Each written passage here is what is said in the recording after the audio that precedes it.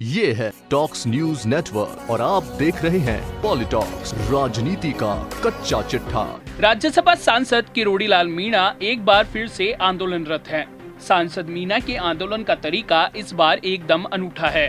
दरअसल Delhi Mumbai express highway के लिए अधिग्रहण की गई भूमि का बाजार दर पर मुआवजा नहीं मिलने से किसान आंदोलन कर रहे हैं। जमीनों के उचित मुआवजे की मांग पर दौसा के लाडली का बास गाँव में 101 किसान जमीन समाधि सत्याग्रह कर आंदोलन कर रहे हैं। आंदोलन में पहुंचे दौसा विधायक मुरारीलाल मीणा ने कहा, मैं भी विपक्ष में होता तो धरने पर बैठ जाता।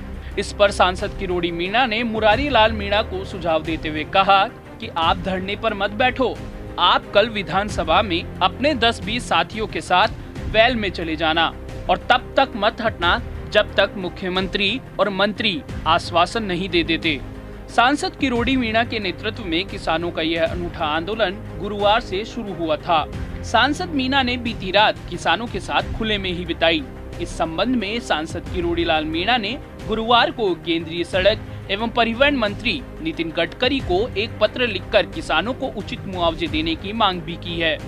पत्र में मीणा ने NHAI निर्माण कंपनी व रेवेन्यू अधिकारियों द्वारा षड्यंत्र रचकर किसानों का शोषण किए जाने व सरकारी कोष को नुकसान पहुंचाने की शिकायत की।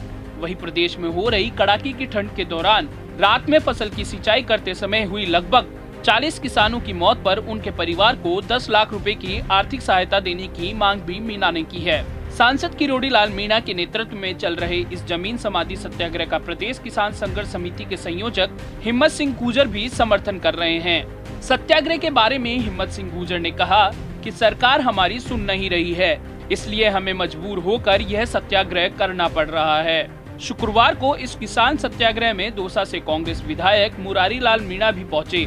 इस दौरान उन्होंने आंदोलनरत किसानों को संबोधित करते हुए कहा कि किसानों की मांगों पर पहले भी हमारी बात हुई थी, लेकिन किन्हीं कारणों से सफलता नहीं मिली।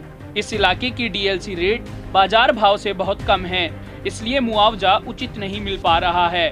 हम दिल से किसानों के साथ हैं और जो मुझसे बन पाएगा मैं करूंगा। विधानसभा का सत्र भी चल रहा है, मैं विधानसभा में भी इस मुद्दे को उठाऊंगा। मैंने पहले भी इस मामले को CM गहलोत के सामने मजबूती से रखा है, आगे भी रखूंगा।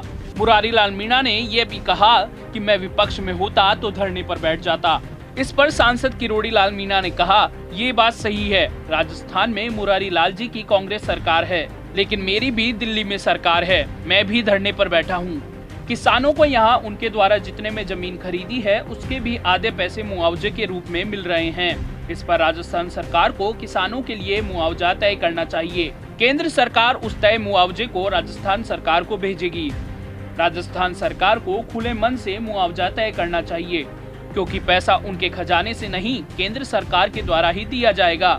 वहीं डॉक्टर मीणा ने दौसा विधायक मुरारीलाल मीणा से कहा कि आप धरने पर मत बैठो, आप कल विधानसभा में अपने 10-20 साथियों के साथ वैल में चले जाना और तब तक मत हटना जब तक मुख्यमंत्री और मंत्री आश्वासन नहीं दे देते। बता दें, किसानों ने आंदोलन स्थल पर 101 गड्ढे बनाए, जिसमें 31 महिलाओं सहित 70 किसानों ने सांकेतिक तौर पर जमीन समाधि ली हुई है। इस सत्याग्रह में कई महिलाएं गोद में छोटे बच्चों को साथ लेकर जमीन के अंदर बैठी है। समाधि स्थल के चारों तरफ भीड़ उमड़ रही है। किसानों ने महिला और बच्चों के साथ जमीन समाधि ली है, जिसे देखने के लिए आई भीड़ को रोकने के लिए सांसद मीणा के कार्यकर्ताओं और किसानों के साथ पुलिस को खासी मशक्कत करनी पड़ रही है। पॉलिटॉक्स ब्यूरो, जयपुर। ये है टॉक्स न्यूज नेटवर्क और आप देख रहे हैं पॉलिटॉक्स, राजनीति का कच्चा चिट्ठा।